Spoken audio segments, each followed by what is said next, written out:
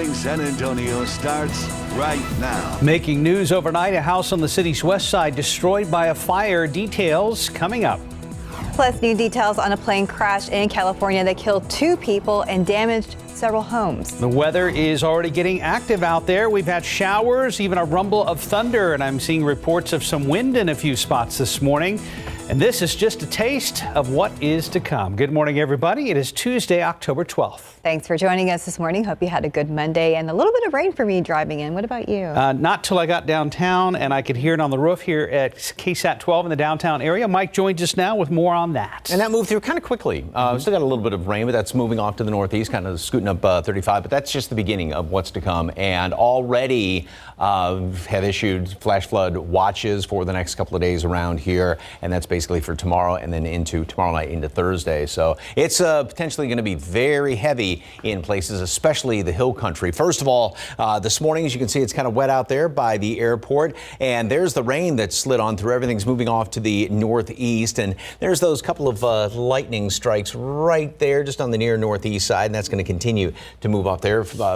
Decent showers in around Sabinal and portions of Uvalde County, and right there around Converse, Live Oak. Again, you might hear a couple of rumbles of thunder, and we'll see more of that rain then this afternoon on top of that. 75 degrees right now, so whole different story than what we had yesterday. The humidity is definitely back. Also, there is the threat for some severe weather later on today. Pretty much the northern half of our viewing area up in the hill country, there is a very small risk that some of the storms could be on the strong side. Also, flash flood watch. Now, this is not in effect today, but it has already been issued for tomorrow all the way through Thursday evening, especially for the hill country, where we're looking at the potential of, like I said, maybe a half a foot of rain in parts of the hill country. So as far as today, well, from yesterday's count, mold is on the high side. That's probably going to remain high, and ragweed, fall elm, and pigweed are low. Temperatures are going to be staying fairly steady right around where they are at the moment, low mid 70s with a few showers, maybe even a couple of thunderstorms. And then later on this afternoon, scattered showers and thunderstorms, 88 for a high temperature. We'll continue to see a bit more rain around here tonight and tomorrow. And then, like I said, it's really, the faucet's going to be turned on full blast, especially tomorrow night into Thursday. A look ahead to the weekend coming up in just a couple of minutes. Steph, Mark. Mike, and be careful, the roads are wet. We'll talk to Stephen coming up in about half an hour. New this morning, a fire erupted inside a house just west of the downtown area overnight. It happened around 1 a.m. near the intersection of South Brazos and Nancy Place. When firefighters got there, the house was completely on fire. They got the fire knocked down, but they say the house is a total loss. Firefighters say the house was abandoned and that this is the second time this house had caught fire. No injuries were reported. And here's a look at the latest COVID-19 numbers in Bexar County. Right now, we are seeing 355 new COVID-19 cases on average each day in the past week. And that includes 1 new COVID-related death. In our hospitals, 452 COVID-19 patients are being treated. 163 are in the intensive care unit and 82 are on ventilators. Now to that plane crash in Southern California, the plane crashing into a residential neighborhood. We're now hearing from neighbors who helped rescue people during the chaos. ABC's Mona Qatar Abdi has the details. This morning, new video from our San Diego station KGTV shows the moment a small plane crashed into this neighborhood east of the city. A plane hit. Oh my God. 2 homes in Santee and a UPS truck taking the brunt of the impact. I ran outside and I heard my neighbor yell, "A plane crashed." Neighbor Michael Keeley was on the phone when he heard a boom. And I immediately thought, that's not an earthquake. I think somebody crashed in my garage or something else. Keeley and other neighbors ran to one of the homes hit by the plane and pulled a woman out of her window to safety. We yelled, "Is anyone in here?" And there was a lady screaming and saying, "What happened? Where's my puppy? What happened?" And we were all telling her to come to the window. So she finally came to the window. I reached through the window, grabbed her arm, helped her through the window. I ran over, saw the woman from the first house on the side of the street with burns, and then me and several other people ran over to the backyard and was able to get one other guy out from the house. UPS confirming one of its drivers was killed. Neighbors say he made deliveries to their homes for years. I With COVID, everything's been deliveries, so he stops and talks to our kids like he knows our dogs. All the neighbors know him. Everybody knows him. He's been a part of our community. And when I saw his truck, that's what hurt the most. Also killed, an Arizona cardiologist. The Yuma Regional Medical Center saying Dr. Sugata Das owned the plane. He was flying to San Diego. His colleagues describe him as a dedicated family man. Mona Kosar Abdi, ABC News, New York. In your other morning headlines, John Gruden has resigned as the head coach of the Las Vegas Raiders. The move comes in the wake of a New York Times story detailing some of Gruden's emails from a 7-year period ending in 2018. The paper says the coach used offensive language in those messages. Another story in the Wall Street Journal alleges Gruden used racially insensitive language in 2011. In a statement, Gruden apologized and says he doesn't want to be a distraction for the team. The NFL says Gruden was in the 4th season of a 10-year contract. The Raiders say the team's assistant head coach will step into the top job on an interim basis. Miami Police Chief and former Austin and Houston Police Chief Art Acevedo has been suspended with the intent to terminate his employment. That's according to a statement from Miami City Manager. The statement says the relationship between the chief and the police department has deteriorated beyond repair. Acevedo has only had the job 6 months after leaving the Houston Police Department, but city commissioners called for his ousting after a 2-hour-long meeting to discuss his decision and behavior that some called questionable. Acevedo also appeared to support a COVID-19 vaccination mandate for officers, a direct conflict with Florida Governor Ron DeSantis. Finally, Acevedo had to apologize after saying that the Cuban mafia runs the Miami Police Department during a meeting with staff. This morning, that 3-year-old boy found alive northwest of Houston after he disappeared for 3 days is finally back home. He was released from the hospital yesterday. Christopher Ramirez was escorted home late yesterday by a long line of firefighters, police officers, and other first responders. His mom is thanking the community for all their help and support. Authorities do not believe foul play was involved in Christopher's disappearance. However, the Grimes County Sheriff's Office said the case does remain under investigation. And time now, it's 4:37. It's about 75 degrees out there. Still ahead, dollar stores can be convenient, but do they really save you any money? We'll do some comparisons. Also up next, a preview of our big game coverage high school football game of the week. And it was a big night for the Boston Red Sox. Outside with Live Cam. If you're wondering about whether you should take your umbrella this morning, the answer is an unqualified yes. You should definitely bring it. We have showers in the area. Mike is tracking those coming up.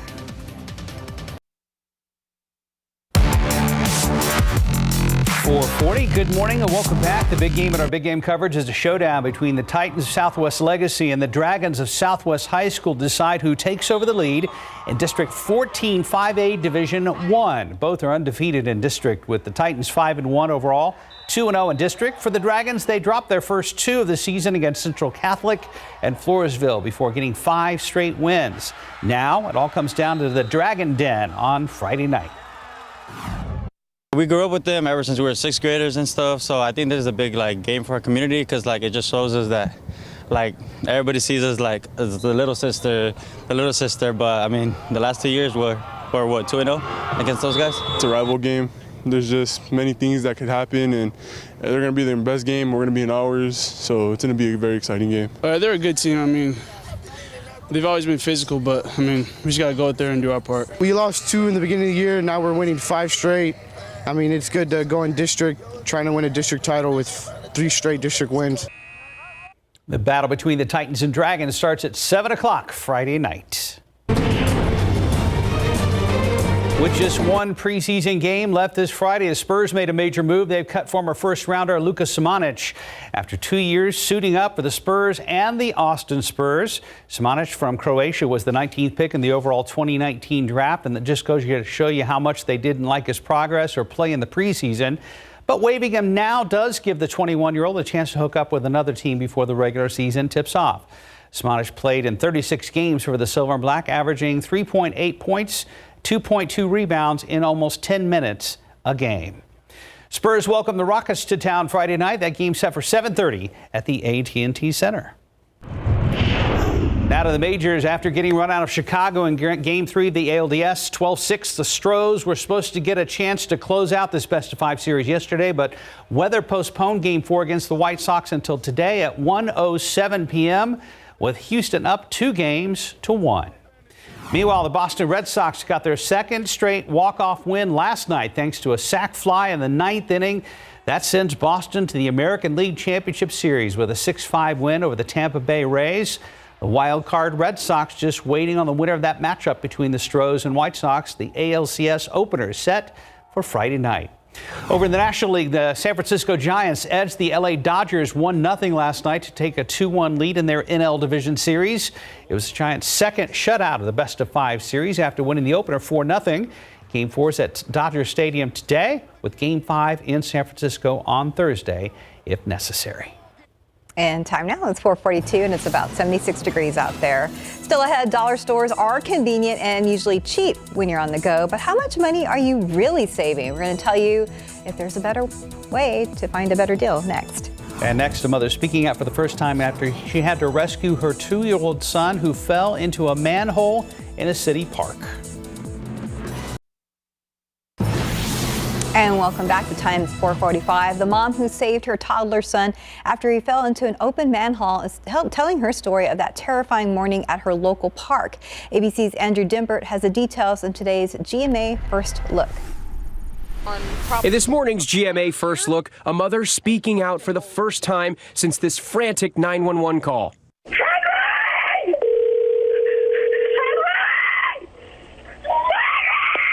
911, where's your emergency? I need someone to call. There was an open manhole. Jennifer Morrow stepping back into that local New Jersey park to take us through what happened.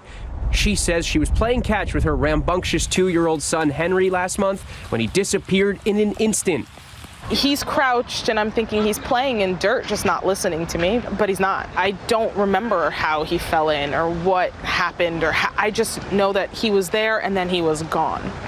Her son falling into 2 feet of steady moving water below. And coming up at 7 a.m., we'll have much more of our ABC News exclusive with this hero mom. With your GMA First Look, I'm Andrew Dimbert, ABC News, New York.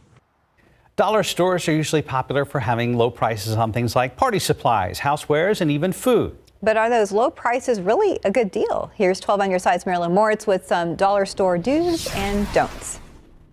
Dollar stores. It seems like they're on every corner. Believe it or not, dollar stores outnumber McDonald's and Starbucks combined, and more are coming. In fact, 4 of 10 store openings this year are expected to be dollar stores. Credit their popularity. 88% of us shop at dollar stores at least sometimes, according to a Consumer Reports survey. Why? They're inexpensive and convenient. But are they really money savers? Consumer Reports did a lot of shopping and found the answer is yes. But there's a caveat. In our investigation, dollar stores, when compared to nearby grocery stores, were indeed cheapest for the entire purchase for each of our shoppers. And you might save more money at a dollar store, but the selection for each item could be pretty limited. So it pays to be flexible and know what to buy and what to skip. Not many dollar stores carry fresh fruits or vegetables, but they often stock frozen versions of each, which can be just as nutritious. In the meds aisle, he says skip the name brands like Advil and Tylenol and go for the generics. And always check the expiration date no matter where you shop. CR found you may be able to get many dollar store products cheaper in bulk at big box stores. But in a pinch, or you just need a little, CR found dollar store offerings usually are a good bet. Supply chain issues affecting all kinds of things are impacting dollar stores too. So don't be surprised if certain things just aren't on the shelves. Marilyn Moritz, KSAT 12 News. Well, Mike joins us now to talk more about our rain chances this week. And Mike, you started telling us about significant rainfall chances yesterday. Yeah, and even, going back to last week, we were looking at this potential coming up here, and now it's starting to, focus in a little bit more as we get closer to the event, and it does look like it's going to be tomorrow, especially tomorrow night, early into Thursday. We got some rain out there right now, and as you can see, the roads are a little bit damp over there at 410. We had these showers, just some scattered light to moderate showers moving on on through Bandera, and we had a couple of claps of thunder. You may get a little bit out there heading in toward, say, Live Oak area, up around Randolph perhaps, heading in toward New Braunfels, and that's kind of the exception rather than the rule as of right now. But again, don't be surprised if you do hear a couple of claps of thunder. Here's the computer model, that rapid update model, and it keeps a few scattered showers around today. Not a great chance, about 30-40% chance for a few scattered showers and thunderstorms. Then we're going to have a wave of it moving on through here. It looks like overnight tonight into tomorrow morning with some potentially heavy rain. Then that will start to not necessarily break up, but not kind of move on out, and then the next wave of rain is going to start to work its way on in here. That's going to be, like I said, tomorrow night and then into Thursday when we get really potentially the heaviest. And again, we're still looking at a potential up to 6 inches of rain in portions of the hill country, 1 to 2 inches here in town.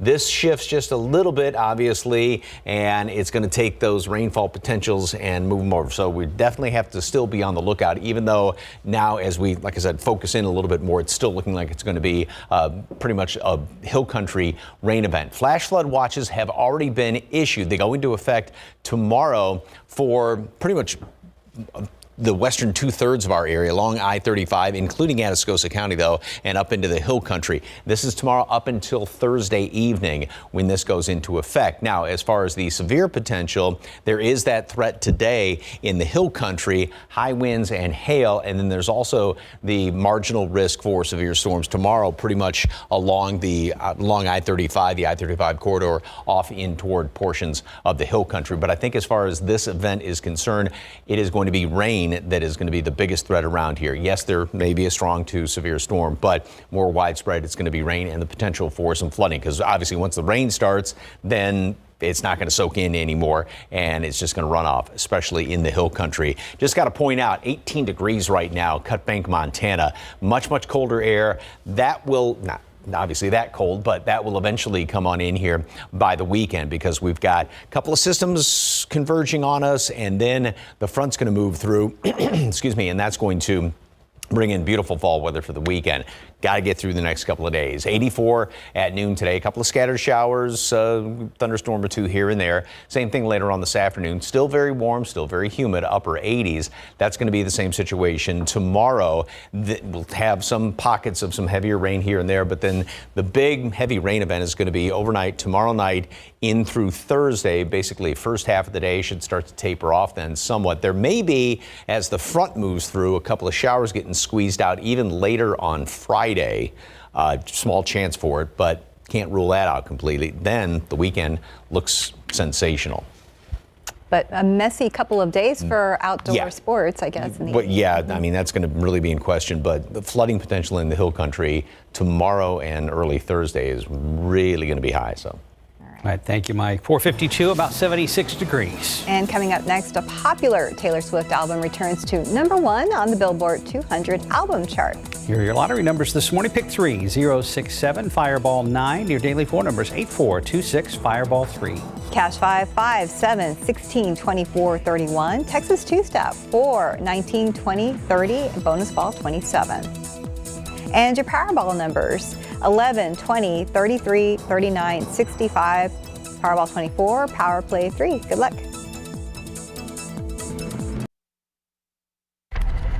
Netflix is standing by. Dave Chappelle plus Taylor Swift fans are celebrating this morning. For the latest on what's happening in Hollywood, here's ABC's Jason Nathanson. The James Bond movie No Time to Die, easily the box office winner this past holiday weekend. And next, people are wondering who will replace Daniel Craig as the super spy. Lashana Lynch has already done it, kind of, taking over as 007 in the current film, and she tells ABC News she asked them to go hard on her to get her into spy shape. I kind of regret that now, because they did not go easy on me. From the audition onwards, they were like, okay, you said it, sure, come in on your days off. And while Lynch may have taken over the 007 title in the latest film, it's not expected she'll actually take over the James Bond role. This is for my favorite band, the Human Beings. Dave Chappelle's Chappelle's latest Netflix special isn't going anywhere. The streaming service has faced calls to remove the controversial stand-up hour over comments in it by Chappelle aimed at the LGBTQ community. Variety revealing that Netflix co-CEO Ted Sarandos sent a memo to employees on Friday saying the special would stay, that Netflix doesn't allow titles designed to incite hate or violence, and they don't believe The Closer crosses that line. It's a love story between Taylor Swift and fans. Her re-recording of the album Fearless returns to #1 on the Billboard 200 album chart, almost 6 months after its debut. And happy birthday, Wolverine. Actor Hugh Jackman is 53 today. And that's what's happening in Hollywood. I'm Jason Nathanson, ABC News, Los Angeles. It's now 4:57, about 76 degrees. And still ahead on GMSA across the country, daily COVID cases numbers continue to fall. We're going to have reaction from lawmakers regarding Governor Abbott's executive order that bans enforcing COVID-19 vaccine mandates on workers. Plus, Twitter providing a new way to remove some people from your followers list. We'll tell you how it works coming up in Tech Bites. And a quick check of the roads with TransGuide. There's a look at Highway 90 at Medio Creek. We see flashing lights there. We're going to be checking in with our Stephen Cavazos after the break. Live from KSAT 12. Good Morning San Antonio starts right now. Positive signs the U.S. is turning a corner in the pandemic. I'm ABC's Elizabeth Schulze. Coming up, why Dr. Fauci says we're not out of the woods yet. We have some showers and storms in the area this morning. Call it the appetizer, and the full entree is still on the way. Good morning, everybody. It is Tuesday. It is October the 12th. Thanks for joining us this morning. Yeah, this is just the beginning of things to come, all that rain. Yeah, Mike's been talking about it with our weather team since last week, and we're getting closer to all the ingredients coming together, Mike. Yeah, we've got, actually about 3, almost 4 different features that are all going to play into our weather really starting today and then going on through Friday and the weekend. As far as this morning, we've got a few showers around the area, 75 degrees, so it is definitely on the warm side. We are more than 10 above normal right now. Look at that bottom number, dew points. It's kind of comfortable yesterday, and not anymore. Humidity is really back. We're going to make it up to in the upper 80s later on today, and we do have, again, a 30, almost 40% chance for more of these showers in through the rest of the afternoon. The aquifer dropped down 0.3 of a foot on yesterday's reading. It should get a big recharge given the fact we've got a whole bunch of rain that's going to be falling in the hill country. Mold, high, ragweed, pigweed, fall elm are all on the low side. Right now on radar, we have a few showers around the area. We've had some move through town already this morning, still leaving a couple of them out there. So road's going to be damp, covering most of Bandera County as well. And we've got these few lightning strikes just to the north of Seguin, right almost heading in toward New Braunfels. So that's kind of the exception rather than the rule. But don't be surprised if you hear a couple of rumbles of thunder here and there. And again, this is not raining everywhere right now. But again, the roads are going to be on the damp side. Today, there is the marginal risk, a low risk for some high winds or hail in basically northern half of the viewing area later on today with some of these thunderstorms. And the Weather Service has already issued a flash flood watch. It doesn't go into effect until tomorrow morning, but it is in effect then up through Thursday evening. And it is for the western half of our area, pretty much divided by I-35. Atascosa County is included in that flash flood watch.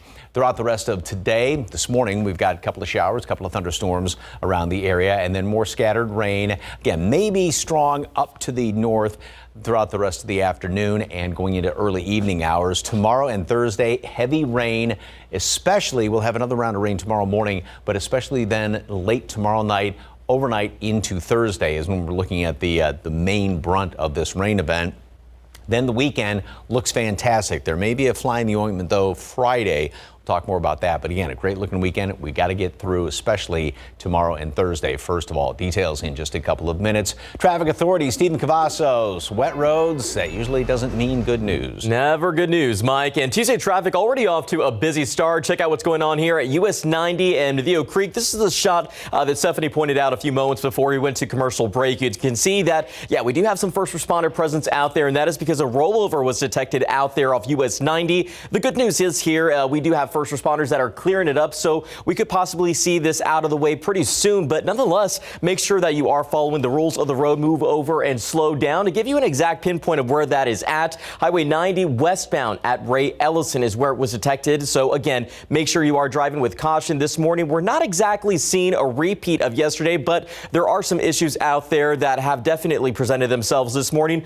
Good news, though, we did have a crash off 281 southbound that cleared a few minutes before we came up for this newscast. Again, it was in the southbound lanes of 281 at Grayson Street, not causing any issues this morning. But if you recall, 281 was a big problem spot yesterday, so make sure you are taking it easy out on the roadways. What we've been seeing, looks like another one just popped up there over near Stone Oak. We're going to check that out there in a few moments. But the good news right now is that these inbound times are still pretty green across the board, so you shouldn't have any trouble if you are traveling to the downtown San Antonio area in the next few moments. But as always, take it slow on the roads. There are some damp areas and even some slick spots out there still remaining. We're going to continue to watch these crashes and give you all the updates coming up in the next few minutes. Mark, Stephanie. Thank you, Stephen. New this morning, San Antonio police say one person is dead following the pursuit of a robbery suspect. This happened around 10 last night near I-35 and Sims on the city's south side. Investigators say that officers were in pursuit of that aggravated robbery suspect, but the pursuit ended in a crash. Police say the suspect was pronounced dead on the scene. The incident is still under investigation. There are new positive signs in the nation's fight against the COVID-19, with cases, hospitalizations, and deaths all declining.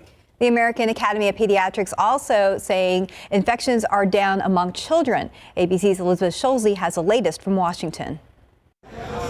With COVID cases and hospitalizations declining, optimism the U.S. is turning a corner in the pandemic.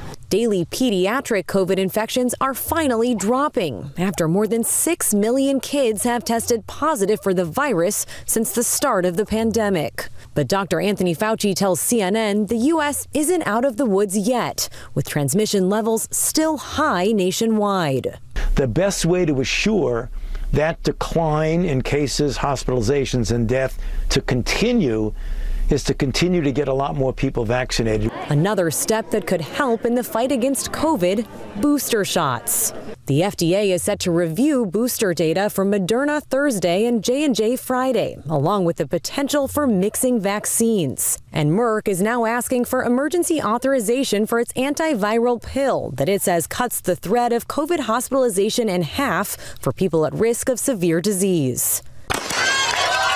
In Boston, a major stride toward pre-pandemic life. After cancellation and postponement, the marathon finally back. I was supposed to run this last year. This is my 2020 race, which I qualified years ago. And so we've had to wait a while, but I'm glad to be here. Now, every runner at the Boston Marathon had to show proof of vaccination or a negative COVID test. The Philadelphia and New York marathons later this fall are also requiring vaccines. Elizabeth Schulze, ABC News, Washington. Meanwhile, Governor Greg Abbott reiterated the COVID-19 vaccines are safe and effective. At the same time, Abbott has issued an executive order late Monday prohibiting vaccine mandates by any entity in order to keep the vaccine voluntary. He's also adding a ban on COVID-19 vaccine requirements to the third special legislative session agenda. Senator Jose Menendez responding to the governor, saying it in part, quote, "It is reckless for Governor Abbott to interfere with the liberty of business owners and school leaders to run their organizations in the way they feel is the safest," end quote. San Antonio ISD among those that has required the vaccine for its employees with certain exemptions. It's also been the subject of a legal battle with the state. Meanwhile, the Biden administration is in the process of creating COVID-19 vaccine requirements for companies with more than 100 employees. Baptist Health System looking to fill positions, and they're offering a sign-on bonus of up to $25,000. So they're holding a hiring event later this morning at Mission Trail Baptist Hospital at Brooks. That's at 3333 Research Plaza. It's from 10 a.m. to 2 p.m. And we're going to have more information about this right now on KSAT.com. 508, about 76 degrees. And still ahead, as her family prays for the others involved in a fatal crash that killed her husband, a Lavernia widow is hoping her story will raise awareness about road safety. Plus, how Twitter is providing a new way to remove some followers from your account without blocking them entirely. And taking a look outside, live cam's humid this morning. We're in the upper 70s and we had a lot of rain. We're going to be checking in with Mike to see what we can expect for the rest of your week. We'll be right back.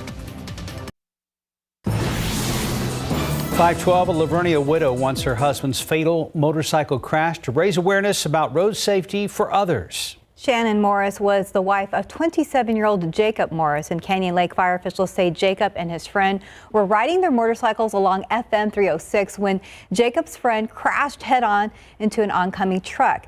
Now, Jacob and his bike slid several feet off the roadway. Both men died at the scene. Jacob leaves behind a 1-year-old girl named Sophia. There's a song about a man working in the oil field, and in the end, he says, if I die, I hope they know it was all for them, because I'd do it all over again. And that's exactly what Jake would do. And I'm going to play that song for her and let her know how loved she was. 2 people in the truck involved in the crash were taken to the hospital, one with life-threatening injuries. Loved ones say they're planning a memorial motorcycle ride this Saturday through New Braunfels in honor of Jacob and Hector. And time now, it's 5:13 and it's about 76 degrees out there. Still ahead, we'll tell you about Facebook's newest service for podcasts, live audio, and short-form clips. Plus how Google TV is getting a little easier to use. When you start talking about our investigations, there's only a few that I can count that have hit us extremely personal. One of those places is where we all started. This is the final chapter of the Goldfield Hotel. My leg's wrong, though. Grabbing his legs.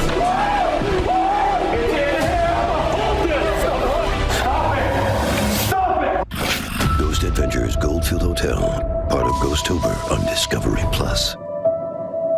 How did Panera come up with the idea to combine their famous mac and cheese with their iconic grilled cheese? By saying yes. Yes to new inventions. Yes to clean and fresh ingredients. And yes to living life to the flavor fullest.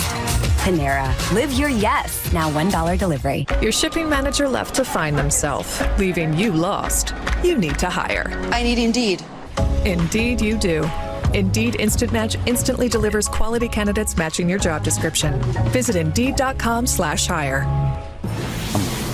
Twitter giving users the ability to remove followers without blocking them. ABC's Monica Abdi has details in today's Tech Bites.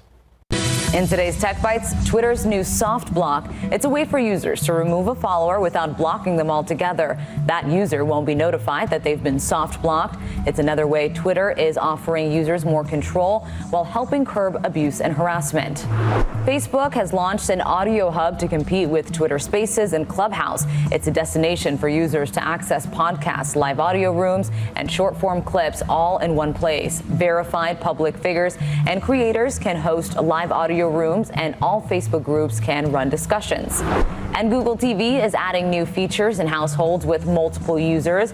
Profiles will have the ability to be personalized, and users will get TV shows and movie recommendations tailored just for them. The new features will also begin rolling out next month. Those are your Tech Bites. Have a great day. It's now 5:17. And at last check, we had some wet roadways. Let's go ahead and check in with Stephen Cavazos. Yep, you can see right here from this shot at TransGuide behind me. The roads may look a little pretty because they're glistening, but obviously we know if people are not taking it easy out there this morning, they can also prove to be pretty treacherous, especially when the roads are wet. And we've been seeing this a few more vehicles picking up there off 37 at Cesar Chavez. So again, take it easy out on the roads this morning. But we do have some good updates to talk about here. Crash that we told you about off Highway 90 westbound at Ray Ellison has thankfully since cleared. Traffic moving through that area, not looking too heavy right now, so that's a good news there. But we do have a crash that popped up right over here that we told you about a little bit earlier in the newscast. 21 southbound right at San Pedro Avenue. I was checking the TxDOT website and the cameras right now, not seeing anything just yet, but our map did detect that, so we're going to put it on this as just a precaution. Make sure you are taking it easy out there this morning. Do have some construction also going on that looks like it just wrapped up off Loop 410 northbound at I-10. The good news is I don't think the weather played a factor in causing any delays, but it should be wrapping up on October 15th. So make sure that you are planning accordingly and have your calendar out there as well. But right now, the roads are still pretty green, aside from that crash that we're seeing there that's popping up off 281. And that's some good news there. Seeing a little bit of a buildup there off I-10 near 410 where that construction is happening. But thankfully, it doesn't look like it's going to cause any delays through when we start seeing more people getting out on the road. But one last look here at 37 at Cesar Chavez. Just remember to take it slow this morning and enjoy a cup of coffee. No need to rush to get anywhere, guys. Yes, sir. That's a good thing to keep in mind. Mike, earlier we heard at least one rumble of thunder. Yeah, there hasn't been a whole lot of thunder out there. That one little cluster has kind of moved off to the northeast. So up around maybe New Braunfels, you may hear a couple little rumbles of thunder this morning. Damp roads over there, 410. We've had just scattered showers, mostly on the light side, maybe a couple of moderate ones over there toward Lakey, Bandera, moving up in toward Kerrville. And here is the little bit of light. Well, I just jumped past it right there, but it's up in toward New Braunfels. Those are the only lightning strikes that were detected right now. Rain is still kind of some light stuff over there, 281 on the north side. But even though it's not raining right now in a particular spot, obviously the rain has moved on through. So like Stephen was talking about, it is still damp out there, and it's going to be staying, and we're going to be seeing rain off and on throughout the day today, and then going into tomorrow especially, and then especially on Thursday. All right, we've got a couple of different features that are working with our weather, about 4 of them. First, you can see that low out there around, say, Las Vegas, and then we've got another. This is the tropical system, the tropical storm, probably going to be a minor hurricane before it makes land. That's Pamela, and this is going to be working its way up into Mexico and throwing all the moisture in our direction. Then we've got that high, which is helping to direct traffic, and a front which is going to be moving on through here. So that low is throwing some energy in. That's why we're seeing some of the rain as of right now. That will kind of move on out of here. And then as we go into tomorrow and then overnight into Thursday, here comes Pamela, and that's going to send all the moisture in here. And again, the high is sort of directing traffic, pushing that right in on top of us. And that's when we see the heaviest rain event is going to be Wednesday into Thursday. That's going to come to an end. Then we have a front which is going to move on through here. That may actually squeeze out a little bit of extra moisture. Not everything's in agreement with that. It's a very small chance, but maybe a couple of showers later on Friday. Then in behind that, that's going to pull in some beautiful weather coming in here for the weekend. As far as the computer model, again, a couple of scattered showers around today, then overnight and early tomorrow morning, a better chance for some rain. And then tomorrow night, especially into Thursday morning, that's when we see some of the heaviest rain working its way across here. That will start to come to an end. This is one of the computer models that does have a couple little leftover showers on Friday afternoon, maybe even into the evening hours. As the front moves through, then that's going to be pulling in some beautiful, beautiful weather. And rainfall totals up to about 6 inches of rain is going to be possible in portions of the hill country. Obviously, flooding is definitely a threat. Flash flood watches have been issued. They go into effect tomorrow through Thursday evening for much of the area west of I-35, and there is the chance for a couple of strong to severe storms in the hill country later on today as well as tomorrow. We're going to make it up into the mid-80s at noon. Some scattered showers, again, maybe a thunderstorm, about a 30% chance for some rain throughout the day today. Keep an umbrella handy, and that'll be the situation this afternoon, 88 with high temperature. Tomorrow, we will have more showers, thunderstorms around the area, better chance, it looks like, somewhat of a wave in the morning hours, then in the evening, overnight into Thursday. That's the time period that we really have to be on the lookout for with the really, really heavy stuff.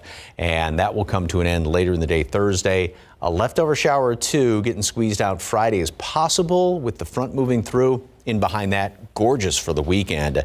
Chilly in the morning, pleasant in the afternoon, but the next couple of days really wet. Okay, and to clarify once again, Mike, just so I'm clear, the flash flood watch starts tonight. No, it starts tomorrow morning. Tomorrow morning, okay. Through Thursday evening. Okay, gotcha. Yeah. All right, thank you very much. Thanks, Right Mike. now, 5:23, about 76 degrees. And still ahead in your morning spotlight, Bryan Adams set to release his 15th album, plus Snoop Dogg and Martha Stewart team up for Halloween. Here are your lottery numbers. Pick 3, 067, Fireball 9, Daily 4, 8426, Fireball 3. Cash 5, 5, 7, 16, 24, 31. And your Texas two-step 4, 19, 20, 30. Bonus ball 27. And your Powerball numbers 11, 20, 33, 39, 65, Powerball 24, Power Play 3. Good luck. Bryan Adams out with a new song, plus Martha Stewart and Snoop Dogg are teaming up again. For the latest in entertainment news, let's turn to CNN's David Daniel and the Hollywood Minute. TERF is an acronym. Stands for Trans Exclusionary Radical Feminist. I'm Team TERF. Netflix is standing by Dave Chappelle's latest comedy special, which some LGBTQ activists are criticizing as transphobic. The closer includes several minutes of material about trans people. Multiple outlets have published an email from Netflix co-CEO Ted Sarandos to employees, which reads in part, "We don't allow titles on Netflix that are designed to incite hate or violence, and we don't believe the closer crosses that line." Bryan Adams has released the title track for his latest album, So Happy It Hurts. He says the song is about the freedom and thrill of the open road after the lockdown. The album, Adams 15th, is due out next March. Snoop, you're slouching. She's the only one that could train this dog. Unlikely best buds Martha Stewart and Snoop Dogg are teaming up for Snoop and Martha's Very Tasty Halloween. They'll help judge a competition between 3 teams of bakers building massive, immersive, edible spectacles inspired by the spooky season. Snoop and Martha's Very Tasty Halloween debuts October 21st on Peacock. In Hollywood, I'm David Daniel. Well, it looks like they had a lot of fun putting that one together. Yeah, and very elaborate costumes as well. 'Tis the season for Halloween spookiness. 527, about 76 degrees. And still ahead on GMSA, the ruling on Gabby Petito's autopsy is expected to be announced later this afternoon. We're going to have the latest on the case so far. Plus, taking pills every day for depression works for some, but not others. We'll tell you about a treatment that's providing hope for some patients. Plus, we're going to tell you why more companies are caring less about college degrees on resumes. And ahead on GMSA at 6 later this morning, Tejano Moments series continues with a local author inspiring Latinos all around the world.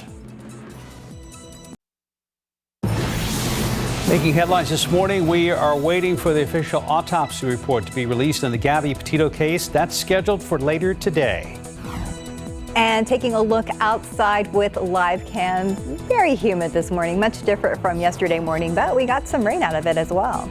And a good morning to you. It is Tuesday. It is October 12th. You may not be singing in the rain today, but you may be driving in it at some point. Oh, yeah, definitely. And if not today, for sure tomorrow or the next day. Let's go ahead and check in with Mike about our rain chances. Yeah, this rain event, I guess you can say this is the beginning of it. We've had a few showers that moved through. And even though it may not be raining where you are, it probably has already this morning. So the roads are going to be on the damp side. Temperature right now stands at 75 degrees. So we are anywhere from 10 to 15 degrees above normal.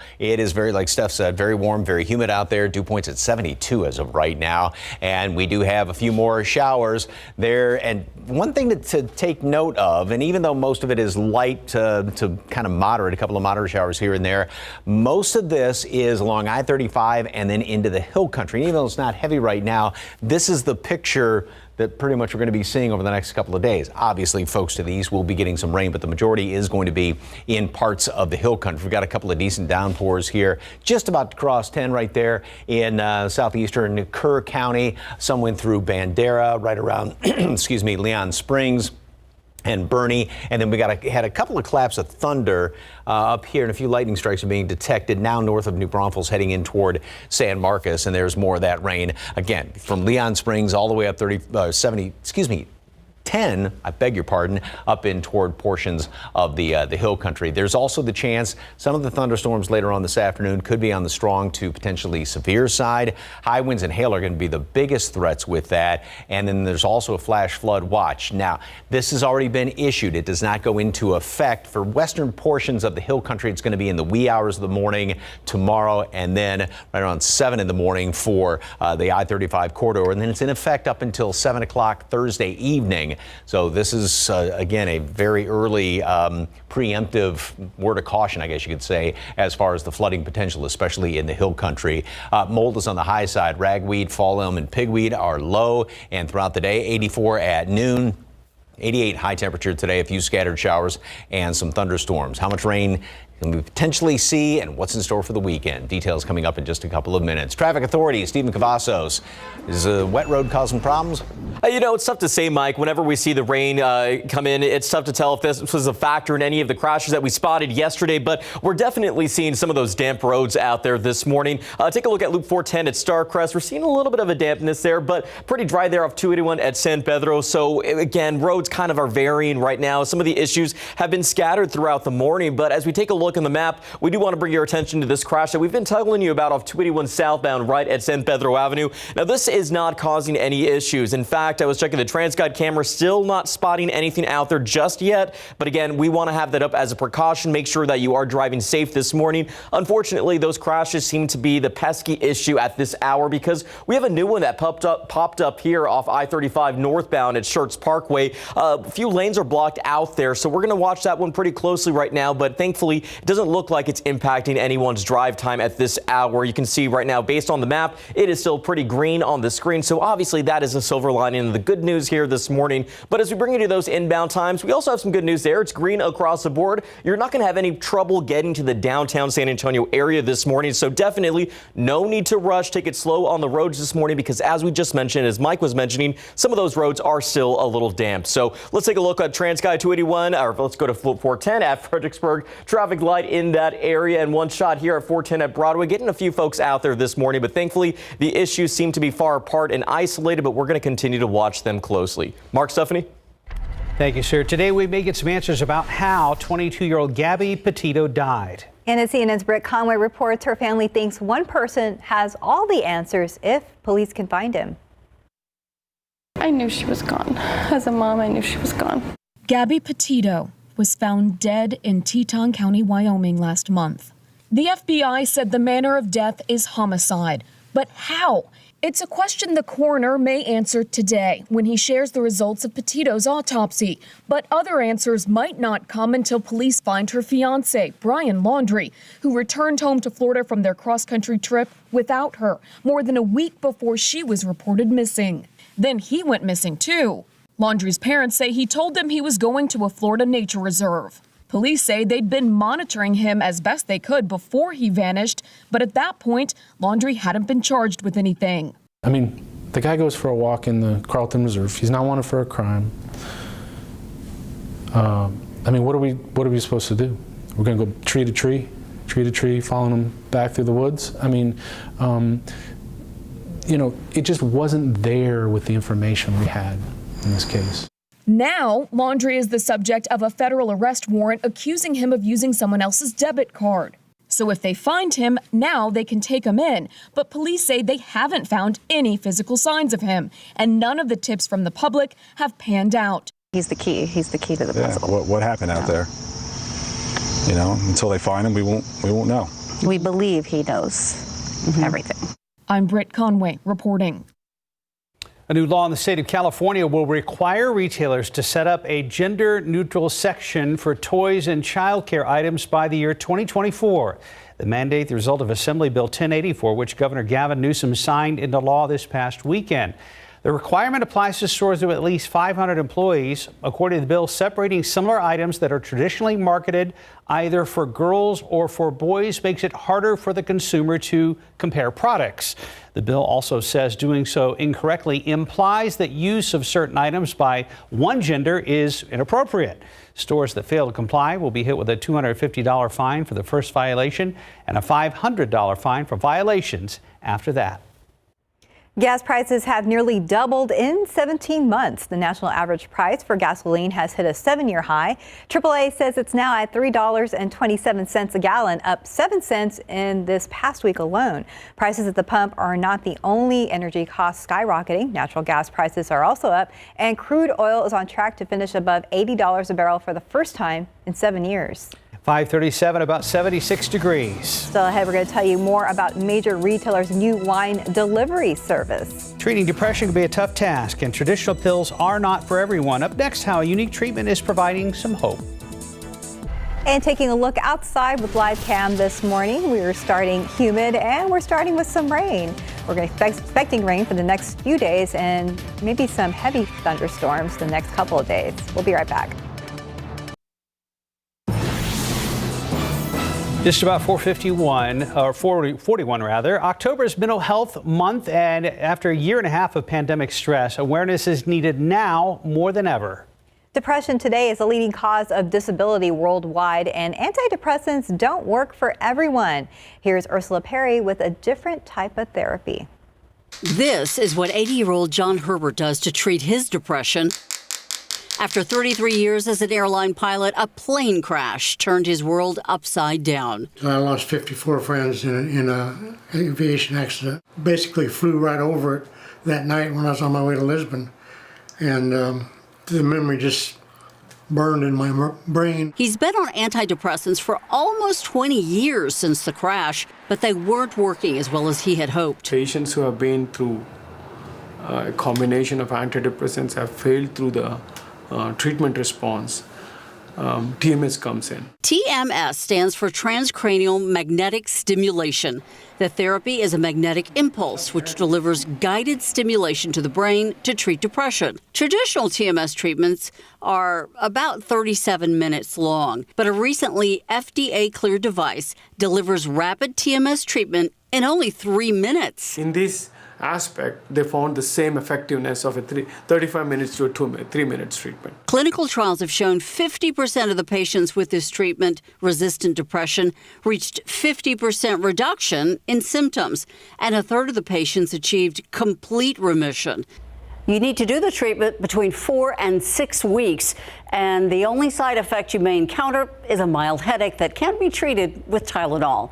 This treatment, though, is not for anyone who has any sorts of metal in their head. TMS is also not for those who have epilepsy or seizures. Ursula Perry, KSAT 12 News. And time now is 5:42, and it's about 76 degrees out there. Still ahead, we'll tell you about a growing list of companies putting less emphasis on college education requirements on resumes. And welcome back. It's 5:45. In your morning consumer headline, Sam's Club is expanding its home delivery services with a new wine delivery option. The retail warehouse chain says it will team up with the e-commerce company Drinks to offer its customer direct-to-home wine delivery. It is part of several plans this store has for the upcoming holiday shopping season. For now, the program will only be offered in 16 states, and customers can only choose wine from the store's private Members Mark brand. Sam's Club says it hopes to add more states and wines to the selection next year. A college degree might not be as necessary as it once was. Over the past few years, more companies have put an emphasis on skills rather than degrees. The majority of U.S. working adults don't have a 4-year degree, so many companies are now hiring unlikely candidates through white-collar apprenticeship programs. That includes IBM and Bank of America. Programs to provide on-the-job training, benefits, coaching, and access to employee networks. Many companies say not requiring a degree can also solve labor shortage issues and address bias in hiring practices. And now's your chance to see the world's greatest treasures from the edge of space. Stratospheric ballooning company Worldview has opened up reservations for its 5-day adventures. 8 passengers and 2 crew members will soar 100,000 feet for 6 to 12 hours at a time. But it comes at a cost. $50,000 per seat. The first commercial flights will fly above the Grand Canyon. They are scheduled to begin in early 2024, and future locations include the Great Barrier Reef. Well, all sorts of options to head to space now, but they're all very, very expensive. Very expensive. I'll still wait on that. Yeah. I like Earth. Same here. We're just fine down here, right, Stephen? Yeah, but you can start saving up for it now, right? Sure. Okay, there you go. If you are at home and you got a push alert from us, you may know that there is an 18-wheeler involved crash here at 35 at Evans. We're seeing this on the frontage road lanes right now. Pretty heavy first responder presence right now. Vehicles look like they're at a pause right now, but we're going to continue to watch this one pretty closely because obviously 35 is a heavily traveled spot, especially at this hour. And when we get closer to the morning rush, this could be an issue as the morning does start to pick up. But right now, we're not seeing any delays delays with traffic. You can still see that those lanes in the northbound lanes of 35 are still pretty clear, but it's happening at Church Parkway again on the frontage road lanes of 35. Use caution driving through that area this morning. Not the only problem we've spotted on the road so far. We do have that incident still out there. 281 southbound at San Pedro Avenue, still listed on our map. But again, we're going to watch these events closely, see how they impact the morning commute. But right now, we're still seeing a lot of green on the screen, although we are spotting some stalls. Right now, Loop 410 eastbound at Espada Road, not causing any issues. But again, when the roads are damp and you're out on the highways, not a good place to be and have some car trouble. So make sure you are checking those vehicles before you get out there this morning. But right now, the roads, as I mentioned, are still pretty green on the screen. So that's the good news right now. But the big topic and the big thing that we're going to continue to watch is going to be here at 35 at Evans. Remember to drive with caution, and you know what to do when you see those flashing lights. Move over or slow down. Guys. Thank you, Stephen. Yeah, good advice. And heavier rain tomorrow and the next day. Yeah. The big event's going to be tomorrow night into Thursday morning, but still we'll see some potentially heavy rain even tomorrow morning in parts of the hill country. We've got scattered showers around right now. The only lightning that was detected, we had a couple of rumbles here in downtown hour and a half ago, and that's kind of fizzled on out. So no more lightning strikes are being detected in the hill country nor elsewhere. And again, it's been basically on the light to moderate side. Sister Dale, you're getting some decent rain as of right now. And that's going to continue to work its way up in toward Blanco. And then here in town, we've got just a few scattered showers here and there. Obviously, just enough to make the roads damp. And like Steve was talking about, just slow down, take your time this morning. Throughout the rest of today, we will have some scattered showers around here. Scattered showers, a couple of thunderstorms. And then it looks like we are going to have another round of rain, primarily in the hill country, and that's going to be even tomorrow morning. Then by tomorrow night, we're going to see the brunt of it. And what we're not anticipating, or not looking forward to, I should say, is this coming on through here tomorrow night into early Thursday morning, and that's going to be producing a lot of very heavy downpours, especially in parts of the hill country. That will work its way on through. Rain should begin to taper off late in the day on Thursday. Then there's a small chance as the front moves on through here that we may see a couple of showers then Friday afternoon, even into the early evening hours of Friday. It's not a sure thing, and again, very few and far between as far as Friday, any rain chances on Friday are concerned, but still that mention of it. Then we clear out very nicely for the weekend. All right, as far as the amount of rain, still we're looking at up to 6 inches in portions of the hill country, because this is when it's all said and done. We've got the round of rain coming in tomorrow morning, and then especially tomorrow night and into Thursday morning. Here in town, 1 to 2 inches, lesser amounts further off to the east. And of course, these graphics can shift a little bit, and the amount of rain can shift. And then there's going to be potentially, heavier bullseyes if any specific thunderstorms drop a whole bunch of rain very quickly where you are. Flash flood watches go into effect. Actually, technically early tomorrow morning in the overnight hours in western portions of the hill country, and then here in town tomorrow morning through Thursday evening. So it's going to be a good 36-hour event as far as the potential for flash flooding. And then we do have the severe risk not only in the hill country today, but also in the western half of the area tomorrow for high winds and hail. All right, today we got showers around this morning. We will continue to have just a few scattered ones around throughout the rest of today. 84 at noon, 88 high temperature today. Again, a few scattered showers here and there. And then tonight, looks like we're going to have a round of rain moving into portions of the hill country, and then overnight into tomorrow morning. And then especially tomorrow night into Thursday morning, that's going to be the period of the heaviest rain. And again, flash flooding is definitely going to be a threat. Perhaps a couple of showers as the front moves through on Friday. And once that front moves through, we've got a really good taste of fall coming in here for the weekend. That's exciting. Yes, that's something to look forward to, but got to make it through the next couple of days. All right, still have time to download that free Weather Authority app. Thank you, Mike. Yep. Right now it's 5:52, about 77 degrees. And the latest movie in the terrifying saga of Michael Myers and Laurie Strode heads to theaters this week. Up next, we're going to take a look at the cinematic history of Halloween.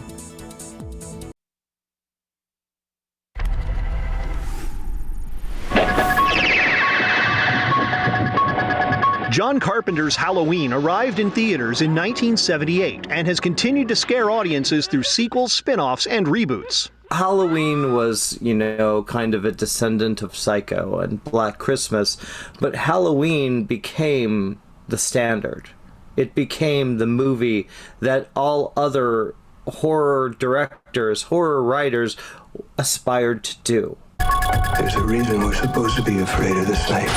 Universal Pictures revived the franchise in 2018 with a direct sequel to the 1978 film, ignoring the other movies released over the decades. It's an interesting thing, and I've heard the term choose your own adventure, if you remember those books from when you were a kid, because if you want to see the Laurie Strode film, you can watch, the first film and then go to 2018 and Halloween Kills. If you want to see Danielle Harris and Jamie Lloyd and her story, you could watch 4 and 5. And, well, I guess you can watch 6, but you're going to be sadly disappointed.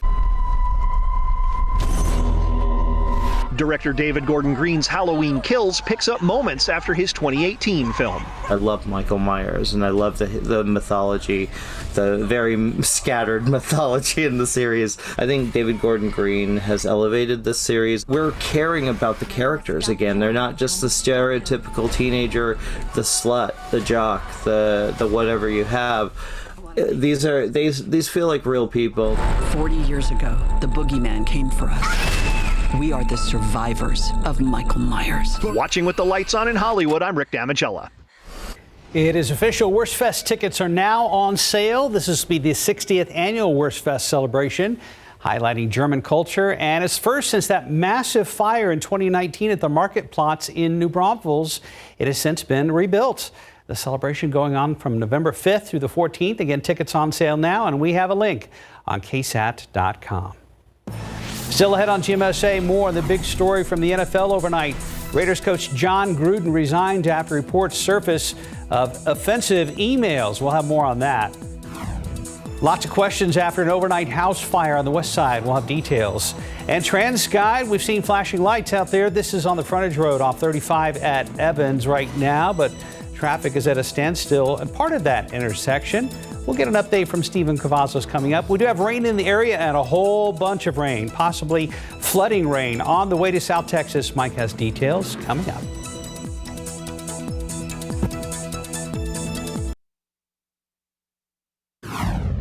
San Antonio police are trying to figure out why a man was shot overnight downtown. We're going to tell you what we know. It's a story that had just about everyone talking. Today, we're expecting to find out how Gabby Petito died. We'll have the very latest. And taking a look outside with live cam, a very humid start to your day. And we did get some rain earlier, and we are expecting more rain. Live from KSAT 12. Good Morning San Antonio starts right now. Good morning to you. It's Tuesday, the 12th. Thanks for joining us this morning. Definitely grab the umbrella. That's my advice to you. We've had some showers and a few storms rumble through this morning. Some of those have moved out. Mike is here with more, and it says something when the Weather Service puts out in advance word of an incoming flash flood watch. Yeah, especially when it's issued anywhere from, say, 12 to 24 hours in advance, because it doesn't go into effect for Bexar County until this time tomorrow morning, basically, and it's through Thursday evening, and it covers most of kind of west of I-35, if you will. I'm going to show you that in a second. But right now, got some damp roads out there. We do have some rain that is showing up, and it's just kind of the scattered variety, basically light, a few moderate showers. Still a couple of lightning strikes well up there to the northeast. We had a few rumbles of thunder here in town earlier this morning, and didn't last all that long.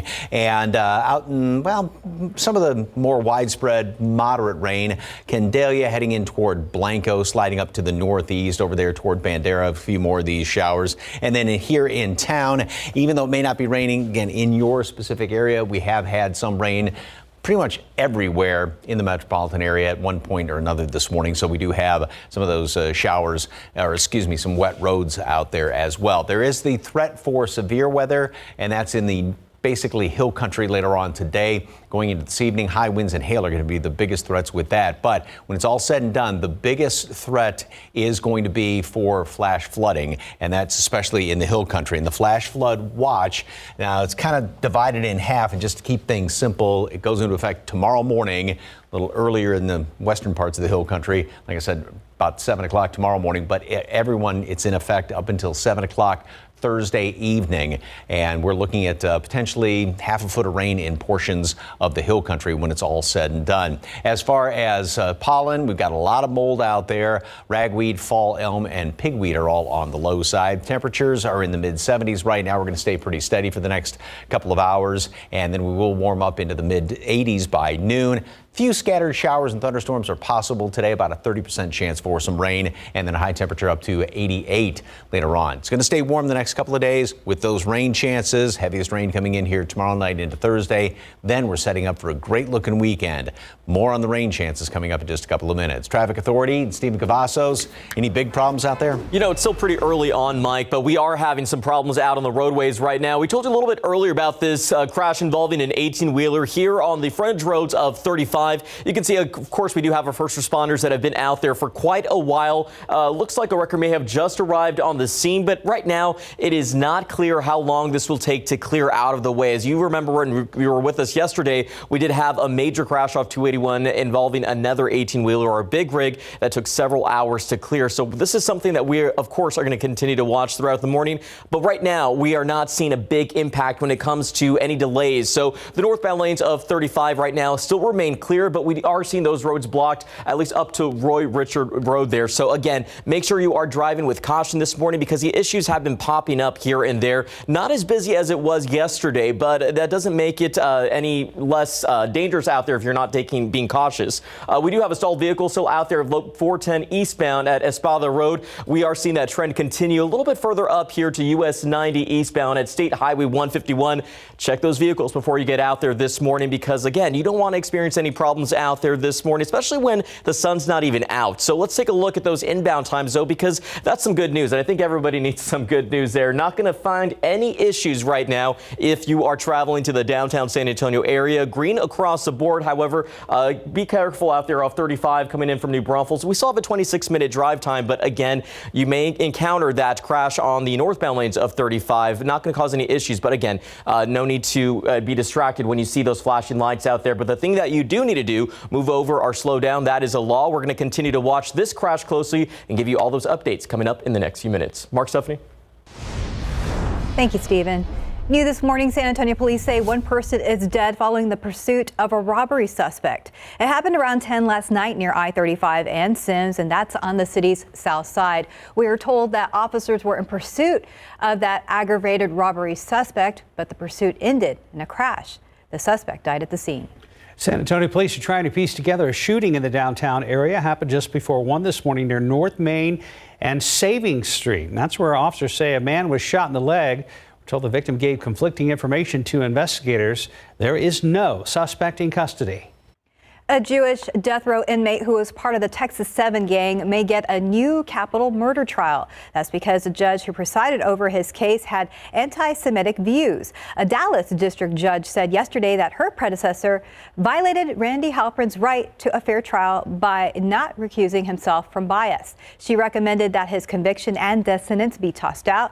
Halpern and 6 other inmates escaped from prison in 2000.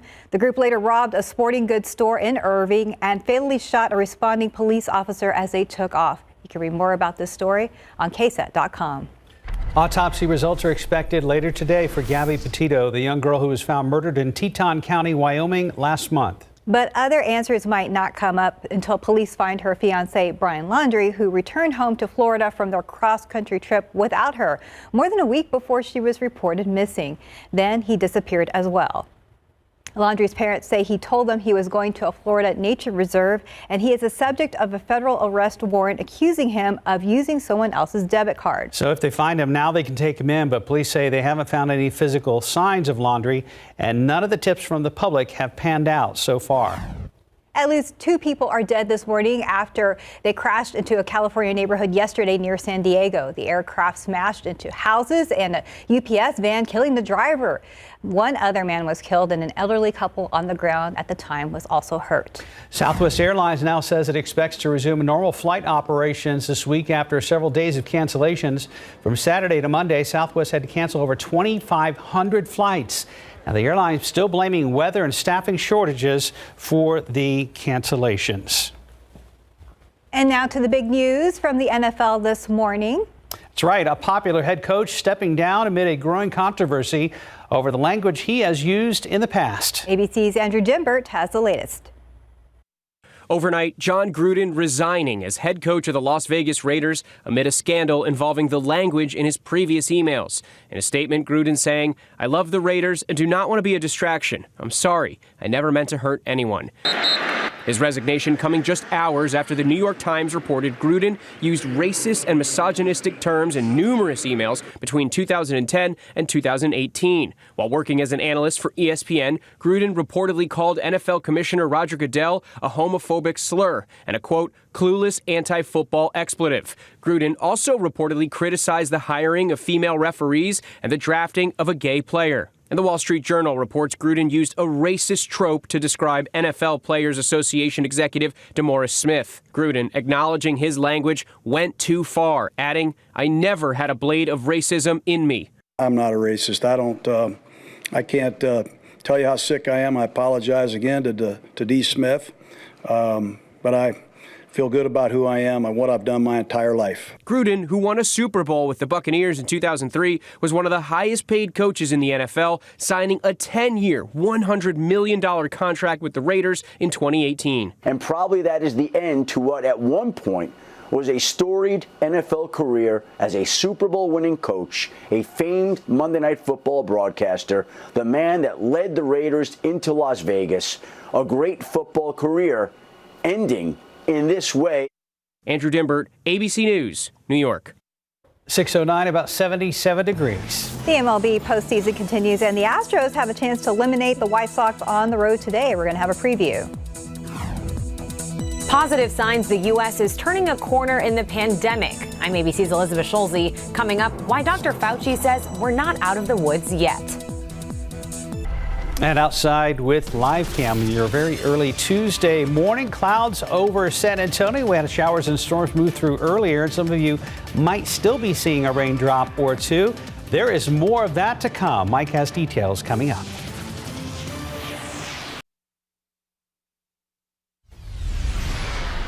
And welcome back at 6:13. There are new positive signs in the nation's fight against COVID, with cases, hospitalizations, and deaths declining. The American Academy of Pediatrics also now says infections are down among children, but it warns the weekly case rate among kids remains, quote unquote, exceptionally high. ABC's Elizabeth Schulze has the latest from Washington. With COVID cases and hospitalizations declining, optimism the U.S. is turning a corner in the pandemic. Daily pediatric COVID infections are finally dropping after more than 6 million kids have tested positive for the virus since the start of the pandemic. But Dr. Anthony Fauci tells CNN the U.S. isn't out of the woods yet, with transmission levels still high nationwide. The best way to assure that decline in cases, hospitalizations, and death to continue is to continue to get a lot more people vaccinated. But in Texas, Governor Greg Abbott, in an executive order, is now banning vaccine mandates, including by private businesses. Although you'd like people to do it on their own accord, sometimes mandates actually can help. It is really getting people more vaccinated. Another step that could help in the fight against COVID, booster shots. The FDA is set to review booster data from Moderna Thursday and J&J Friday, along with the potential for mixing vaccines. And Merck is now asking for emergency authorization for its antiviral pill that it says cuts the threat of COVID hospitalization in half for people at risk of severe disease. In Boston, a major stride toward pre-pandemic life. After cancellation and postponement, the marathon finally back. I was supposed to run this last year. This is my 2020 race, which I qualified years ago. And so we've had to wait a while, but I'm glad to be here. Now, every runner at the Boston Marathon had to show proof of vaccination or a negative COVID test. The Philadelphia and New York marathons later this fall are also requiring vaccines. Elizabeth Schulze, ABC News, Washington. Driving around is getting more expensive, and heating your home this winter might cost more too. Right now, oil prices topping $80 a barrel for the first time since 2014. The price of oil has more than doubled in about a year. Natural gas futures are up even more, hitting a nearly 13-year high. That's a growth of about 150% in the last year. And looking at those trans guide cameras, it looks like there's a couple of problems out there. Let's go ahead and check in with Stephen Cavazos. Yeah, you may have seen me switching the shots around there, Steph. We do have a problem here off US 90 at 35. We do not have first responders out there on the scene from where we're looking. This does look like it's a crash involving two vehicles. Tough to say right now because again, it looks like we do have somebody arriving there right now on the scene. But unfortunately, this is not the only problem we've spotted so far this morning. What I want to do is kind of show you a few shots I was looking at here. We do have a crash detected here off also US 90 at loop 1604. You can see from this shot we do have a heavy first responder presence as well with road flares out. Vehicle also has its emergency lights on. We're going to work to bring you information, but one of the things that we are continuing to track is this crash here off 35 at Evans Road, shaping up to be a pretty busy morning for this Traffic Tuesday. But let's take you to that crash first. I-35 northbound at Schertz Parkway. We're not seeing any delays with traffic right now. Again, keep in mind this is on the frontage roads there of 35, but you are going to want to be careful because as you just saw, those issues are starting to pop up right now, which could make for a very hectic morning commute. Loop 1604 southbound, where that crash we showed you earlier is detected at US 90, not causing any issues just yet. Keep in mind it is still a little bit early on, but we could start to see the problems really persist, especially with this crash that we showed you first off US 90 eastbound at 35, because this is coming into the San Antonio area from Castroville. So again, make sure that you are preparing accordingly. If you're still at home, we're going to continue to watch these crashes closely. I do want to give you the wider look at the map.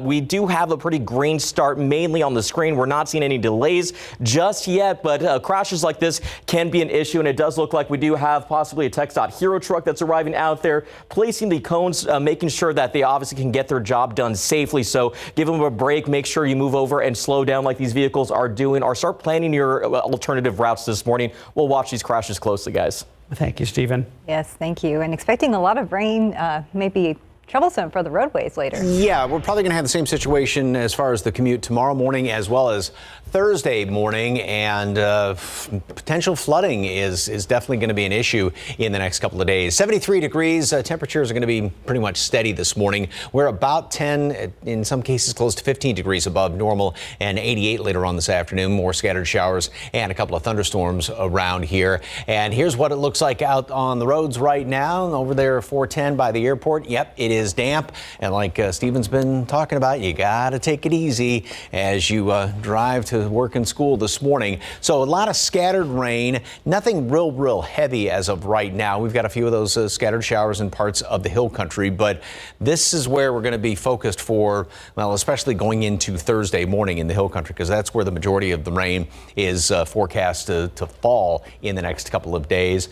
Some good moderate rain there in Blanco County, and then here in town, just scattered showers. But again, even though it's not raining right now, it has been raining, so the roads are definitely going to be damp. We'll continue to have a few scattered showers and thunderstorms around the area throughout the day. It's not going to be raining constantly, but just like I said, a few of them here and there. And then tonight, it's looking like a few computer models are indicating we get one wave of some more widespread, more heavy rain in parts of the hill country, and that's going to be early tomorrow morning moving on through, and so that's why it's going to be another wet commute tomorrow. Obviously, we'll have more scattered showers throughout the day tomorrow, and then tomorrow night is when that next big system gets going. And I'm switching over different computer models, but everybody is pretty much in agreement as far as the heavy rain coming in here tomorrow night into early Thursday morning and working its way across, and then finally coming to an end later on in the day on Thursday. We may still have with the front moving through on Friday, there's a small chance for a couple of showers as well.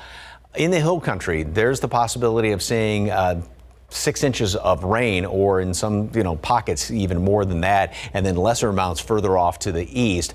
And we have a flash flood watch. It has been issued, goes into effect overnight, early tomorrow morning, and through Thursday evening at 7 o'clock. And this is pretty much along 35 and west of there. Atascosa County is included in that watch. And then there is the threat for severe weather today, of marginal risk, high winds and hail being the biggest threats for that. And that threat is also going to be around tomorrow on top of that. Now, severe weather, yes, is a possibility, but the biggest thing with this the next couple of days is going to be the heavy rain and the flooding potential. 84 scattered showers around the area today. Again, it's not going to rain constantly. 88 for a high temperature. We will be about, say, 4 or 5 degrees above normal. It's going to be humid. We'll have some more rain overnight and tomorrow morning, and then the real heavy stuff. And not to say that tomorrow morning's rain won't be heavy in places, but the heaviest is going to be tomorrow night into Thursday, and even a couple of lingering showers are possible Fridays. The front moves on through here,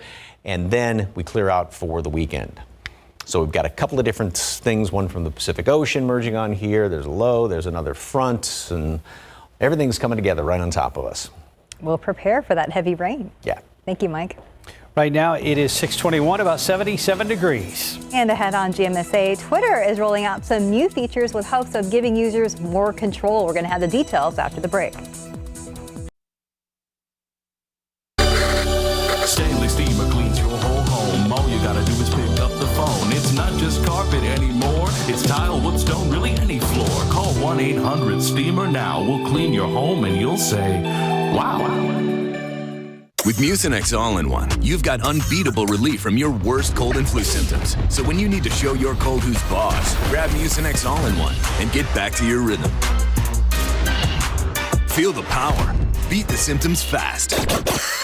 Lactate is 100% real milk, just without the lactose, so you can enjoy it even if you're sensitive to dairy. So anyone who says Lactate isn't real milk is also saying Mabel here isn't a real cow. And she really hates that. Fur, you won't faze me. Unlike Zyrtec, Allegra won't make me drowsy. Allegra starts working 2 times faster than Claritin. So take Allegra before allergy symptoms take over you. And for kids, try allergist-recommended non-drowsy children's Allegra. In this morning's GMA First Look, a mother speaking out for the first time since this frantic 911 call.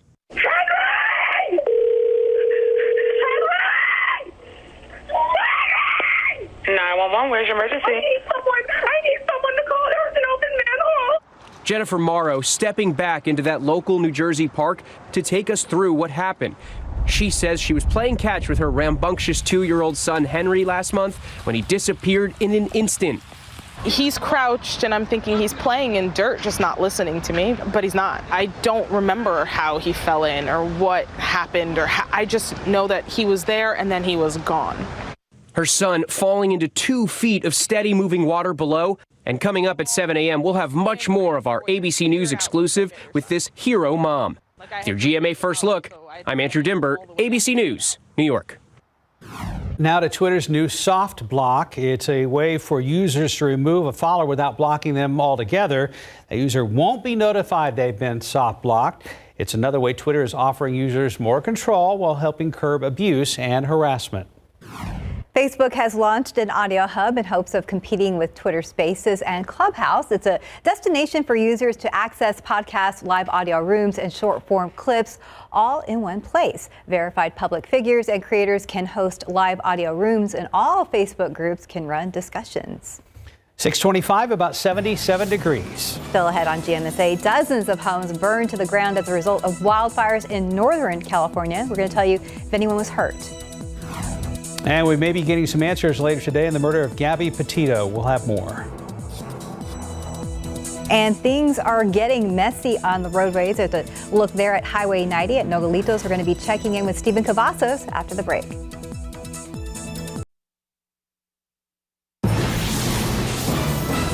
Outside with live cam, the roads are wet in some spots. We had showers and a few storms move through earlier, but Mike and our weather team are asking you to be flood aware as we go into the rest of the work week. Good morning, everybody. And it is Tuesday, the 12th. Thanks for joining us this morning. Happy Tuesday.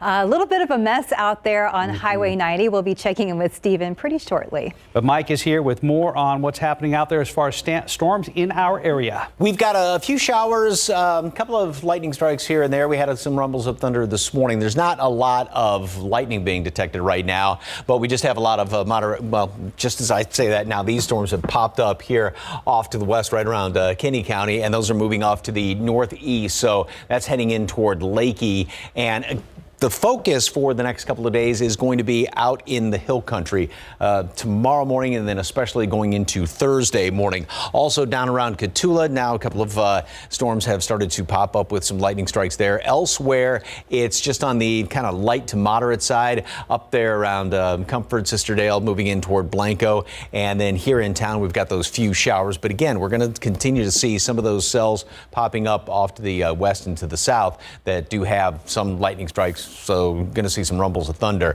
There is the threat for some of those storms to be on the strong to severe side today with high winds and hail.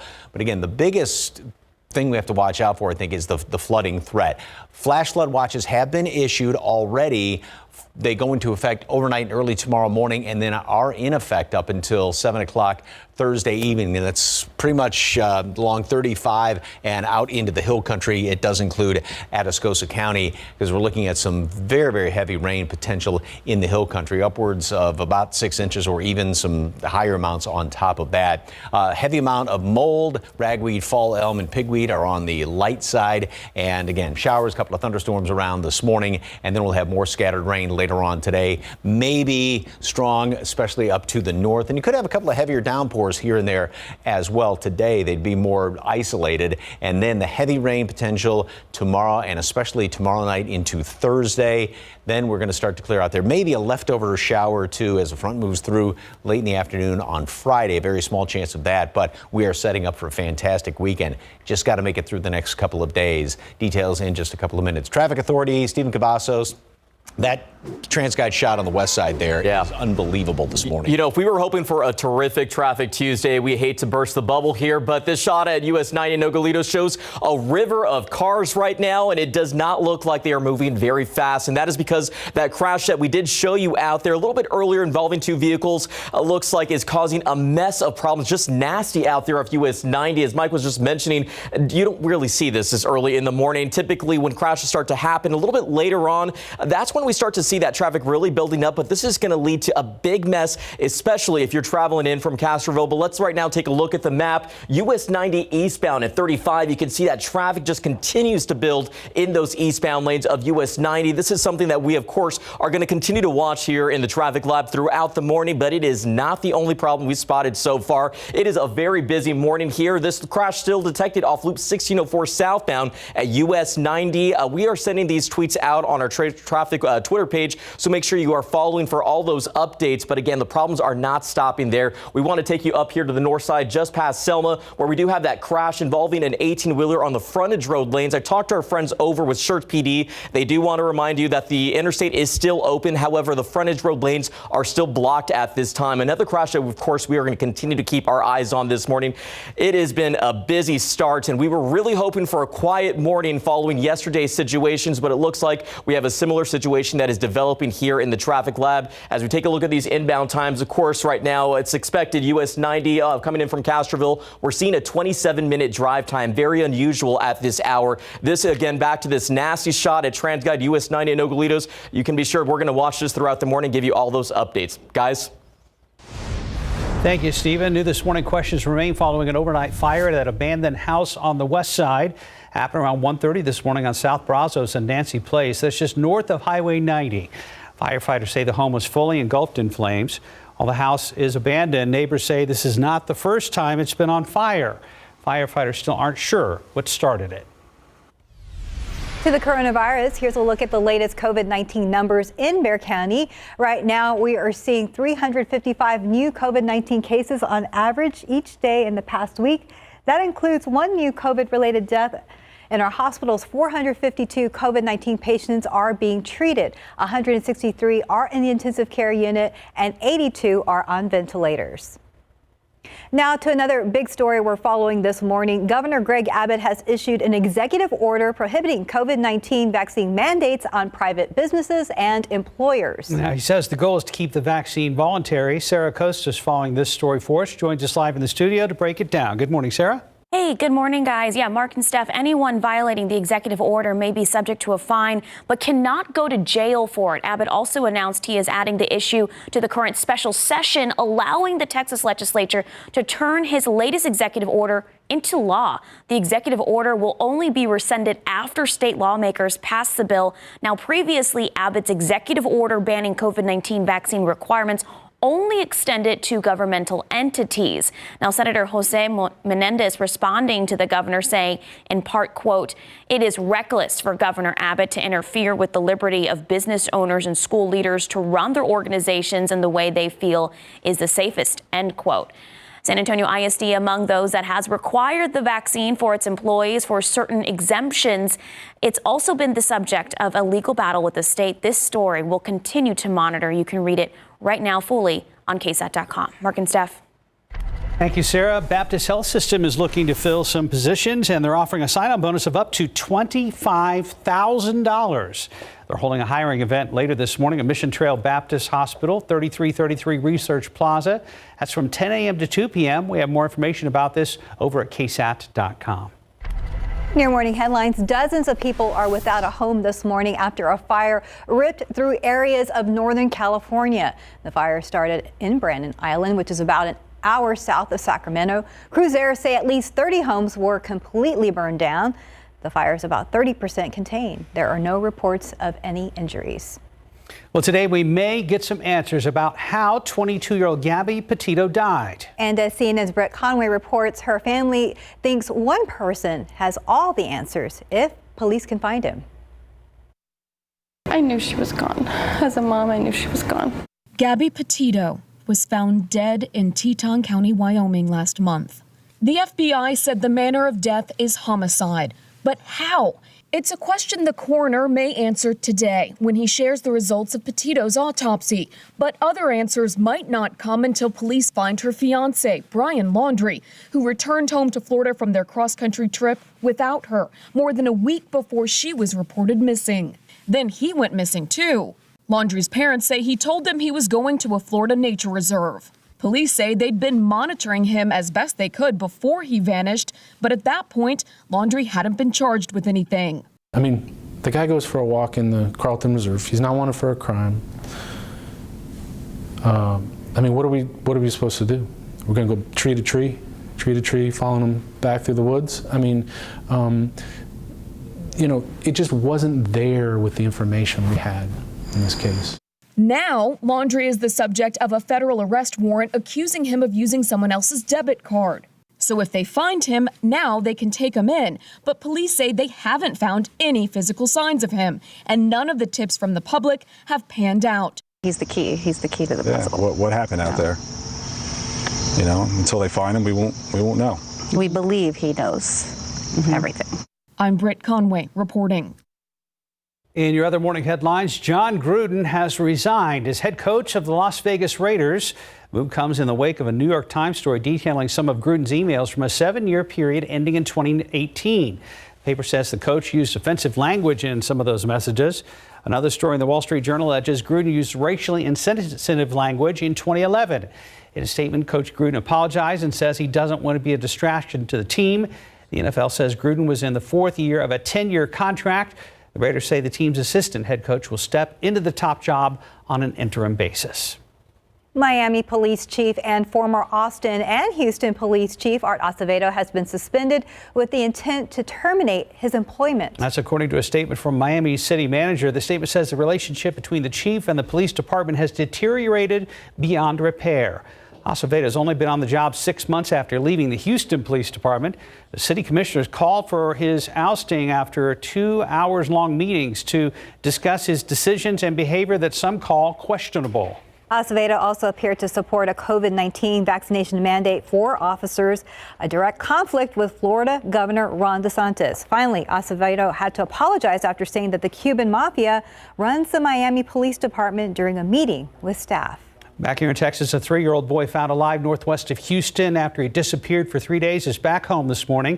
He was released from the hospital yesterday. Christopher Ramirez was escorted home from the hospital by a line of firefighters, police officers, and other first responders. His mom is thanking the community for all their help and support. Authorities do not suspect foul play was involved in his disappearance. However, the Grimes County Sheriff's Office says the case does remain under investigation. And time now is 6:40, and it's about 77 degrees out there. Still ahead on GMSA, we'll meet a local author inspiring Latinos all over the world.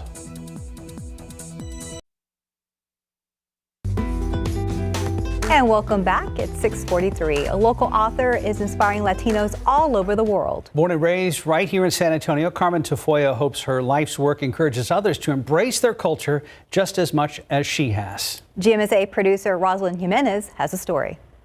My roots go very deep in this city. Carmen Tafoya, the first City Poet Laureate of San Antonio, an author, performance artist, and university professor, says being raised in the city's West Side barrios shaped who she is today. I wanted to capture the beauty and the nobility entre mi gente, in my community and in my culture, a beauty that was not seen. A Chicana herself, Tafoya emphasizes Latino culture in most of her work. She says she loves to capture the stories she heard growing up. I loved cuentos, but the cuentos were not in books. They were in my neighbors' voices, in my aunts and my grandparents. For a long time, Mexican-American voices were not in history books, schools, or libraries, and Tafoya wanted to make sure the Hispanic community was heard. Chicano culture has been silenced for so long, has been denigrated on two sides of the border. And being from the West Side, she says it was a struggle to think she could ever make it to the next level. Even if we made an A on the West Side, that was only worth a C at Alamo Heights. That's what we were told. But that never stopped her from fulfilling her dream, saying those who went before her inspired her to keep going. And I'm inspired by ancestors whispering over my shoulder, hazlo así, escríbelo, dilo, don't be scared, put it in there. Tafoya has received countless awards and recognitions worldwide, and now she hopes the foundation she laid will pave the way for those who follow in her footsteps. Poets are like the conscience of a nation.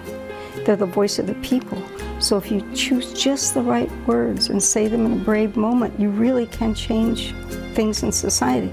Rosalind Jimenez, KSAT 12 News. Right now, it's 6:45, and the traffic situation is going downhill quickly. Yeah, especially off of Highway 90. Let's go ahead and check in with Stephen Cavazos. Tons of trouble out there on the roadways, Mark and Steph. We do have a crash here off 281 at Hildebrand.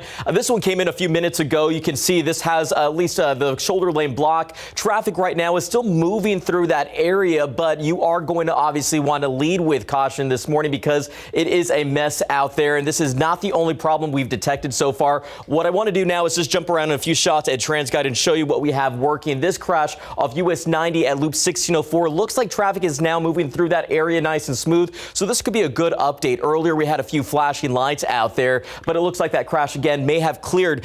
The other crash that we are watching closely is right here off I-35 at Evans, where we did have an 18-wheeler that crashed on the frontage road lanes. I talked to our friends over there, thankfully not causing any problems on the interstate, but the big problem, as you guys were just mentioning, is going to be right here, pardon me, off, we got a lot of buttons to push over here, off US 90 at Nogalitos. That is that river of traffic that we've been talking about all throughout the morning. It is going to be a mess out there, and that is because we do have the crash right here off US 90 at 35. That is leading to that big mess that you just saw from that shot at TransGuide. Taking you right to the map, though, US 90 eastbound at 35. Traffic just continues to build in those lanes. If you're coming in from Castroville, you may have already gotten an alternative route that you want to start planning. We do send those push alerts out, so make sure you have your phone handy because the traffic situation, as Mark mentioned, is going downhill pretty quickly. 281 northbound at Hildebrand, traffic building there because of that crash we showed you, and it just continues to build out throughout the area, although we're not seeing it here off US 90 southbound at US 9, Loop 1604 southbound at US 90. That crash looks like it is clearing, but we are going to continue to watch this situation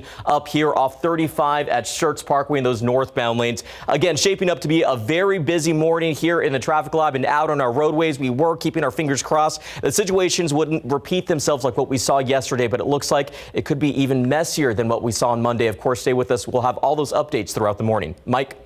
Thank you very much, sir. And still got a lot of light rain around the area, even a couple of thunderstorms that have started to pop up. One cell out here just to the east of Bracketville, sliding up to the northeast. So folks in Lakey, you are due for that. And even a couple of decent downpours here and there. Another cell that's been developing right down near Fowlerton, and that is going to continue to work its way into Atascosa County. So Pleasanton, you are in line for that one. And then in and around town, even though it's not raining right now in certain spots, like a lot of those TransGuide cameras, the roads are definitely wet because we have had rain this morning and it's not really going anywhere. In a lot of places, it hasn't been heavy enough to wash off all the oil and dirt off the roads, which is why when it just starts like this, it's really slippery out there. And then we do have a few more showers up Blanco County and then up just north of Canyon Lake. Everything sliding up to the northeast. So we'll still have a few showers and thunderstorms around today.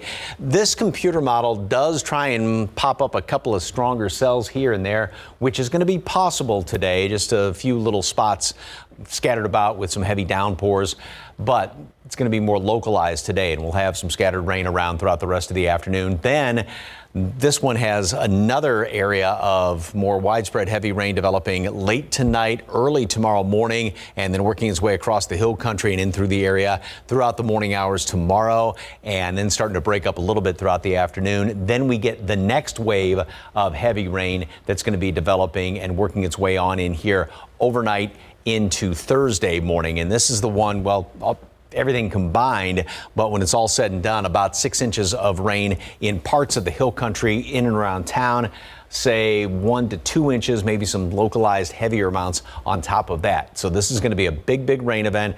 We'll have a couple of pockets today as well as tomorrow morning, and then especially overnight into Thursday morning. Flash flood watches have already been posted. They don't go into effect until the overnight hours and tomorrow morning for pretty much 35 west of there, including Atascosa County. And these watches right now are in effect up until 7 o'clock Thursday evening. So it's going to be that long event. And this is about watch in effect for say 24 36 hours at least. Also, there's the threat for some severe storms up to the north later on today, high winds and hail, as well as tomorrow. There's a small severe threat. 84 at noon today. Scattered rain and high temperature up to 88. More scattered showers, thunderstorms, maybe a couple of localized heavier downpours. We'll have one round of rain again tomorrow morning, especially in the hill country, and then overnight into Thursday morning, more potentially heavy rain. A couple leftover showers are possible Friday as the front moves through, and then a great looking weekend. Look forward to the weekend, but we have to get through all that rain first. Yes, indeed. There is a lot going on. Yeah. Thank you very much. Time now, 6:50, and it's about 77 degrees out there. He has put some famous faces in unexpected places. I'm Katrina Weber. I'll have that story tomorrow on Good Morning San Antonio.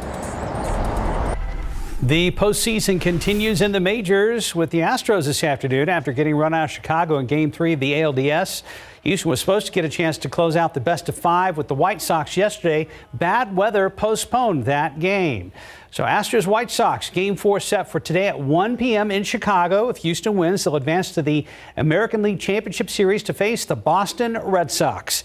If the White Sox win today and force a Game 5, that matchup will be played tomorrow night at 7 o'clock. And taking a look outside with live cam this morning, we got some rain this morning, but Mike says to expect that heavier rain tomorrow and the next day. We'll have one more look at traffic and weather after the break. Be prepared. It is a mess on the roadways this morning. We start with this crash here off US 90 at Nogalitos. Our traffic just builds and builds and builds. Make sure you have that patience with your cup of coffee this morning. Taking you right to that crash on the map, US 90 eastbound at I-35, where we see traffic slowing down. This is going to be the major problem, especially now that we are just moments away from the morning rush. It's already starting here off US 281 northbound at Hildebrand, where we do have that crash detected as well, causing some big delays out there. The good news is this crash that we told you about, although we're seeing some impact with traffic building up, Loop 1604 southbound at US 90 looks like it has cleared. Let's take a jump right up here to 35, where we do have that 18-wheeler on the frontage road lanes of the northbound frontage road lanes at Schertz Parkway. Now SCUC ISD just posted on their Facebook page that buses are unable to pick up students in that area because of that crash. So parents, make sure you are planning accordingly if you are still at home. Mike, it's been a messy morning. I hope we have a lot more to look forward to weather-wise. It's going to be staying messy all morning long. We've got got some scattered showers, thunderstorms out there right now. We do have the risk of severe weather later on today in the northern half of our viewing area. And then, of course, the flash flood watch goes into effect tomorrow, overnight and tomorrow morning through Thursday. So it's going to be very wet tomorrow and very wet on Thursday morning. 84 today at noon, 88 for a high temperature today. And we are looking forward again to some showers, thunderstorms, heavy rain today, tomorrow, and Thursday. Looking good this weekend. We can promise you this, KSAT has you covered in the days to come. Thank you guys for joining us today, and we'll see you back here at 9. Be safe out there. Yes. Good Morning America is next.